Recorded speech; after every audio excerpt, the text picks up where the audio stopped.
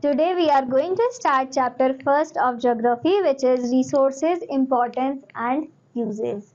So let's start the chapter. Open your books and start reading. The materials in the earth's crust and its domains, lithosphere, hydrosphere, atmosphere and biosphere, are referred to as resources. Resources are those means by which a country can progress and march forward to compete with other nations.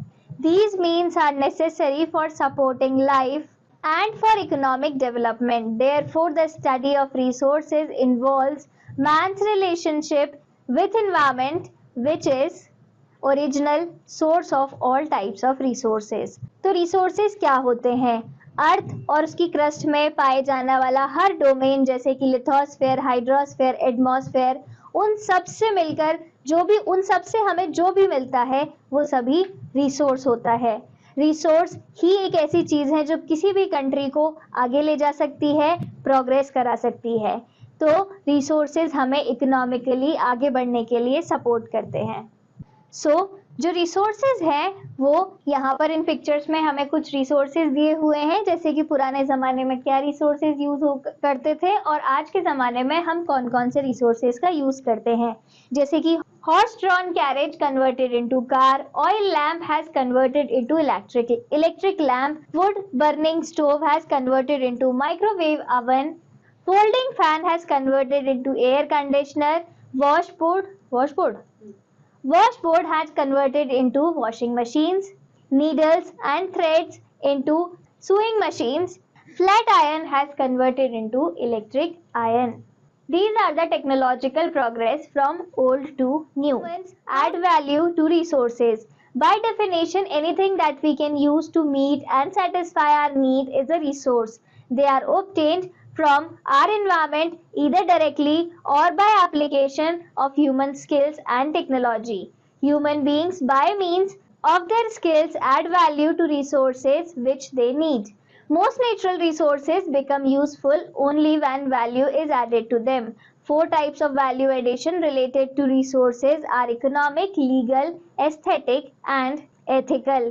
This value addition brings the resources to usable or developmental stage. It is this stage that resources command a price. For example, iron ore as such may have no economic value to an ordinary user. तो जो भी natural resources होते हैं वो जो directly जिस तरीके से पाए जाते हैं, हो सकता है वो रिसोर्सेज ना हो, पर उनके अंदर अगर थोड़ा सा वैल्यू एडिशन किया जाए तो उनको रिसोर्स बनाया जा सकता है। जैसे कि आयरन ओर ऐसे तो किसी काम का नहीं है, लेकिन with a value addition we can make steel out of it. When iron ore is changed into usable iron, it commands a price to become economically useful. Clean Air Act is an example of legal value attached to air, nature's free gift. An example of aesthetic value addition to a resource is a holiday resort. People enjoy the beauty of nature or wilderness only when they have a place to stay, rest and eat comfortably. Ethical value refers to certain moral precepts. Man is regarded as a rational creature. He obtains certain virtues by living in harmony with nature as well as with other fellow beings. Sometimes even moral duty is put above happiness. It is because of this responsibility that man thinks of conservation of natural resources. Today, the ethical value of resources is of great importance. The resources which have legal, ethical and aesthetic great importance, the resources which have legal, ethical and aesthetic value are also called non-utilitarian resources. So there are different types of resources, जिनमें से कुछ को non-utilitarian resources भी कहते हैं। तो resources एक value addition से बनते हैं, जैसे कि iron ore में value addition करने से वो एक proper iron बनता है, जैसे कि holiday resort एक aesthetical value add करने के बाद ही बनता है। Characteristic of resources, तो हम किसी भी रिसोर्सेज को कैसे पहचानेंगे कि वो एक रिसोर्स है, तो उसके कुछ कैरेक्टरिस्टिक होते हैं। Thus, a material can be called a resource if it satisfies the following conditions. First, it can be transformed into a useful thing. It exists in sufficient quantity to be exploited for use. It has certain properties. Man can acquire technology and skills to use material as a resource only if he knows its properties. Factors affecting the use of resources, resources के use करने के लिए कौन कौन से factors की जरूरत पड़ती है? The level of economic development and the quality of life depends on an efficient and wise use of resources. Some important factors which affect the development and efficient use of resources are skills and technology. The use and value of resources depends on technology and human skills. Cost. The cost involved in development, extraction and transportation form the most critical components affecting the use of resources. Transport and communication. Many areas on the earth are still inaccessible.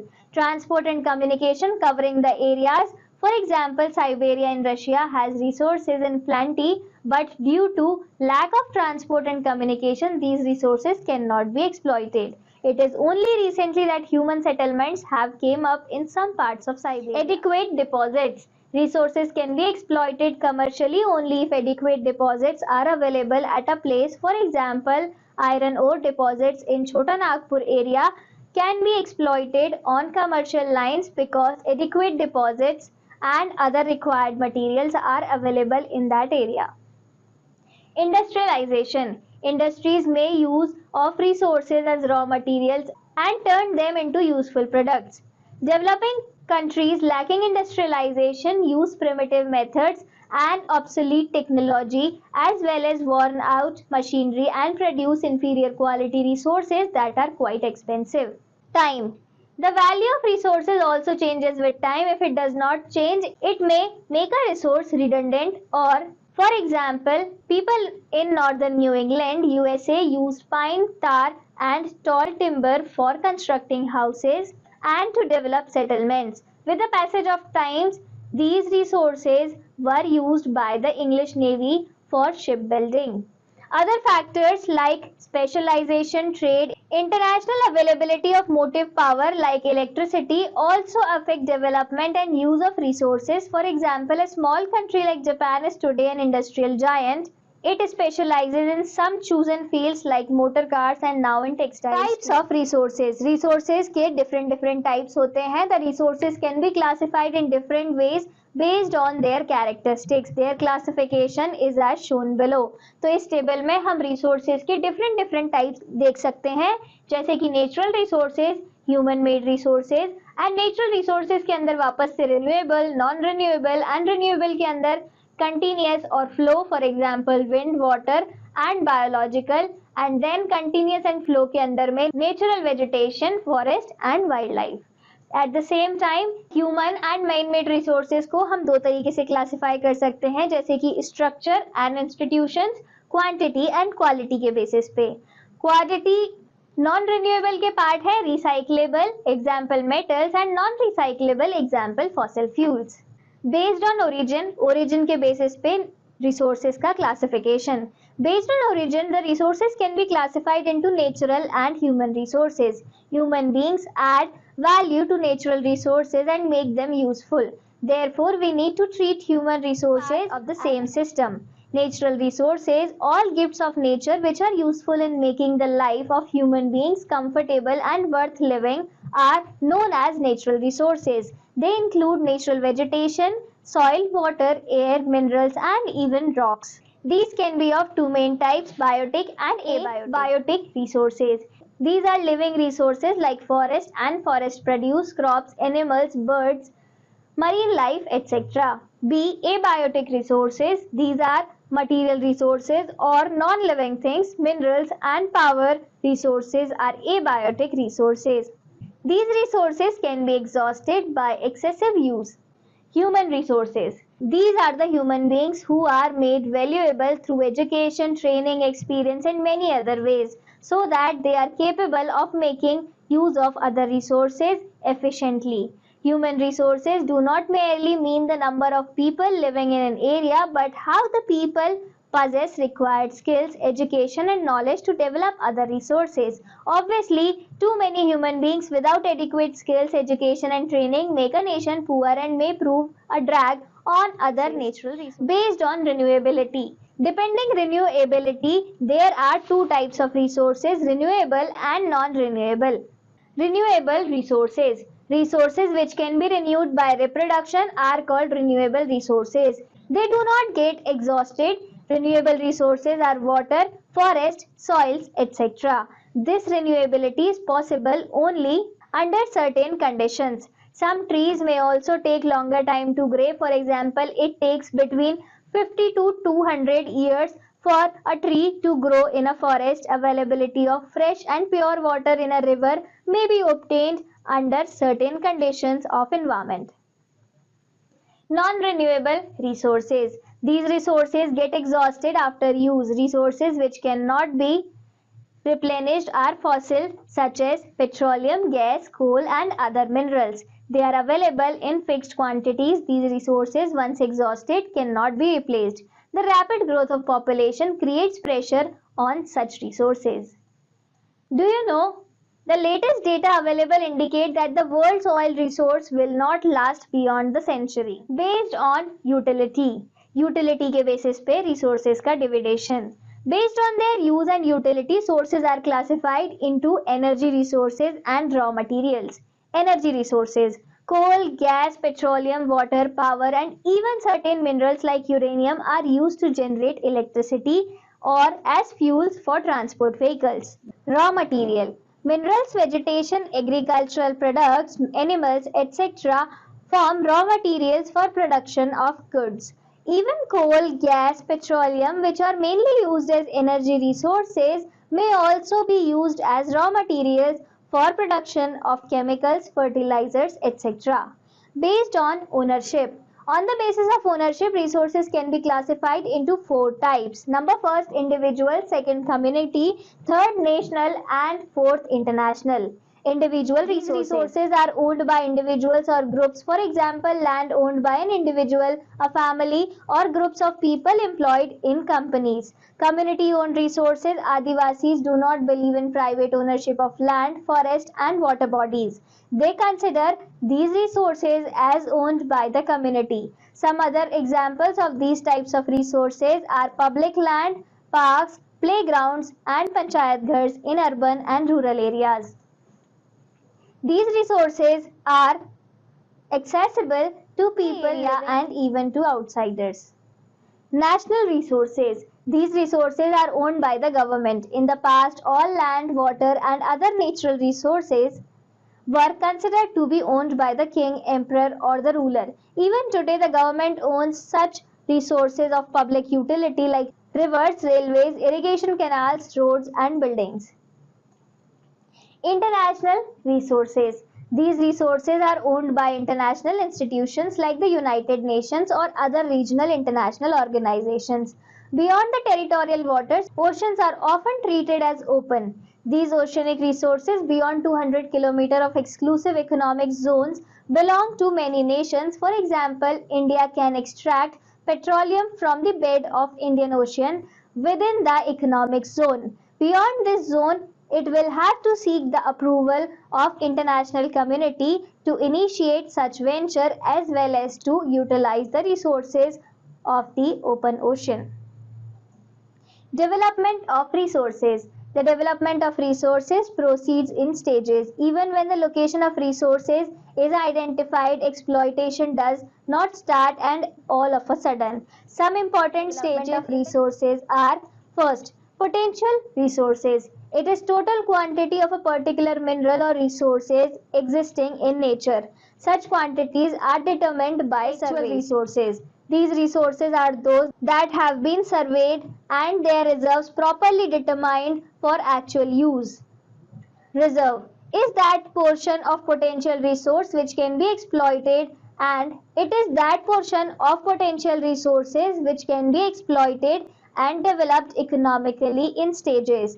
It is possible to convert a resource into a reserve using technology. Reserves are like actual deposits from which withdrawals can be made. The development of these resources proceeds in three stages. A. Survey. It is used in finding the location of resources. It is followed by exploration. B. Mining. The method of extraction of mineral resources from under the ground is called mining. C. Ore. Mineral or their combinations are found in beds or seams, which are called ores. We obtain metals and non-metals from ores. Factors contributing the development of resources. We have already studied about the factors affecting the use of resources. They contribute to higher economic growth by raising efficiency and enhancing the productivity. Factors that contribute to higher productivity and economic growth are as follows. Human resource. Human resources are the most important ingredients in the development and conservation of resources. It is only through training, knowledge, productivity, better health, education, higher expectations of life, and at birth and human skills that we can make better use of other resources. Technology, meaning the best way to do or make things, is an important contributor to enhance productivity. Self-governing institutions, especially democratic institutions like the Panchayati Raj institutions, encourage workers at grassroots levels to raise productivity. Stability and peace. Workers feel free to move around in a peaceful environment. In absence of fear and uncertainty, the workers are more focused on raising the production. Free market economy. In recent years, India had gradually thrown market to international competition. It exposes the farmers and workers to raise standards of work and raising their productivity. Conservation. Conservation does not prohibit human beings from making use of resources.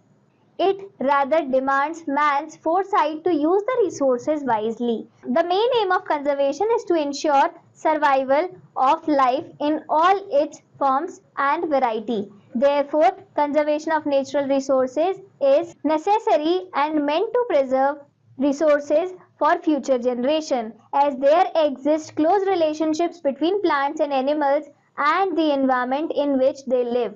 The concern for the health of the environment is also a goal of conservation. There are some endangered animal species.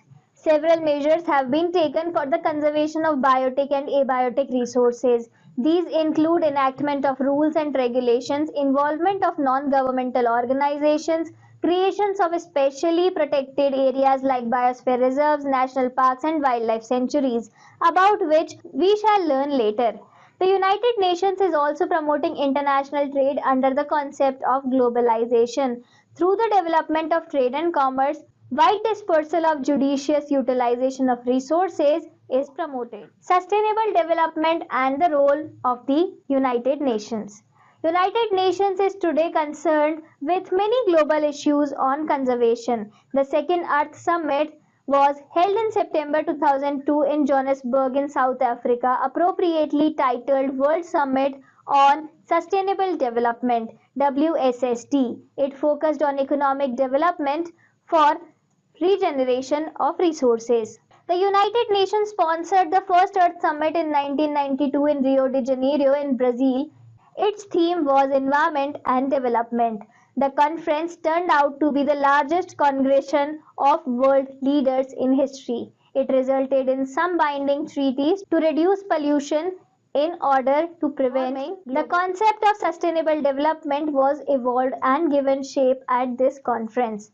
It was described as type of economic development which could ensure growth not only under present conditions but future as well. The main principle of sustainable developments are respect and care for all forms of life to achieve a dynamic equilibrium, improve and raise the quality of human life to remove present imbalances. Natural ecosystems have enormous ability to withstand shocks and it is important to conserve the earth's vitality and diversity. It is essential to minimize the depletion of natural resources to avoid possibility of a catastrophe. Change such attitudes and practices toward environment as they are detrimental to its health and vitality. Local communities must be able to play participatory roles and take care of their own environment. All these suggestions for effective planning of resources ensure sustainable development. They also help to avoid or control some disasters like famine, diseases, and war. The Convention on Biodiversity was signed at this conference. It helped the member nations, including India, to evolve national conservation strategy. Here is a distinction between sustainable development and economic development. Sustainable development, it refers to change in amount, composition. Economic development, it refers to exploitation of natural resources at a rate not above that of it. Economic development. First, it refers to change in amount, composition. Sustainable development, number one, it refers to exploitation of natural resources at a rate not above that of it. Economic development, it is governed by demand and supply. Sustainable development, it is governed by concern for protection and preservation of environment. Economic development, it only refers to human progress. Sustainable development, it is based on respect and care for all forms of life. In your book, it is misprinted. The sustainable development and economic development points should be vice versa. Thank you, class. Let's meet again in the next chapter.